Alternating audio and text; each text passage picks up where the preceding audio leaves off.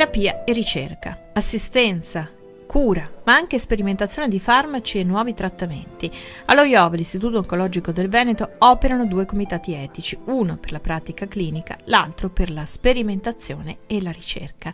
Sia nella pratica clinica che nella ricerca è necessario, sia per chi eroga che per chi riceve, rispettare l'individuo, le sue necessità, i suoi bisogni. Le cure palliative per lenire il dolore sono un aspetto che pone delle riflessioni e impone decisioni che variano da caso a caso. L'opera e l'intervento del comitato etico per la pratica clinica deve essere un'opera di mediazione, un'opera di valutazione, e per valutare la situazione il comitato etico si dota di strumenti di valutazione, di strumenti di analisi che comprendono la valutazione delle diverse posizioni, la valutazione delle situazioni cliniche, la valutazione delle situazioni sociali e delle richieste che pervengono.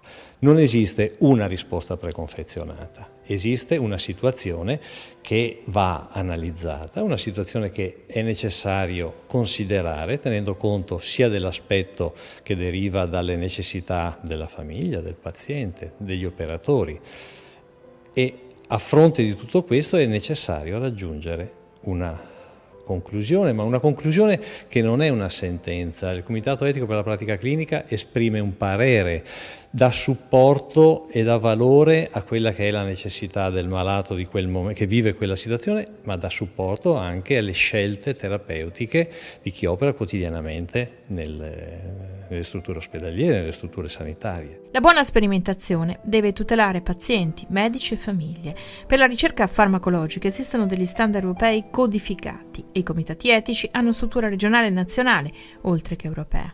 Bisogna stabilire quali farmaci vanno testati, valutando benefici ed effetti collaterali. Va fatta buona ricerca, anche se con risorse limitate. Chi accetta la sperimentazione clinica deve essere informato della prassi, di un percorso durante il quale ci possono essere delle incognite e, soprattutto, che non si creino false aspettative.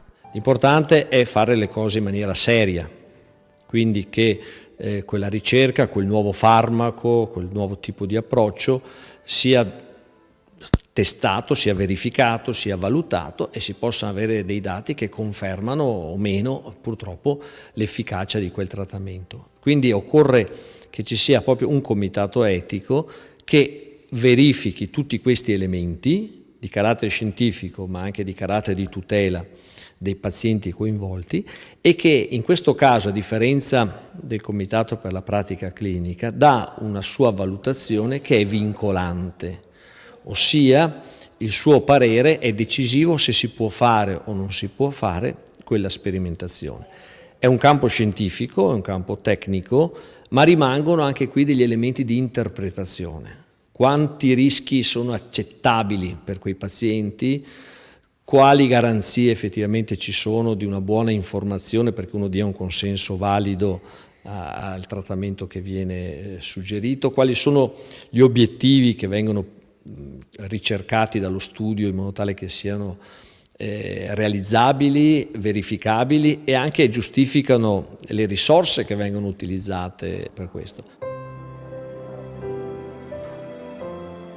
I comitati scientifici sono da intendere come tutela o argine della scienza e della medicina? Direi che la tutela di per sé è un argine alla malpractice, è una tutela sia dell'operatore sia del cittadino.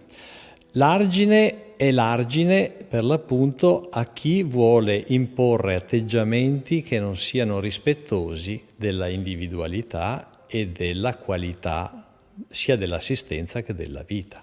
Per alcuni è visto un po' una burocrazia, oppure che è qualcosa che allunga i tempi, oppure anche cercare di ascoltare dei versanti che per tanti ricercatori non sono immediatamente importanti, come le esigenze del paziente o la...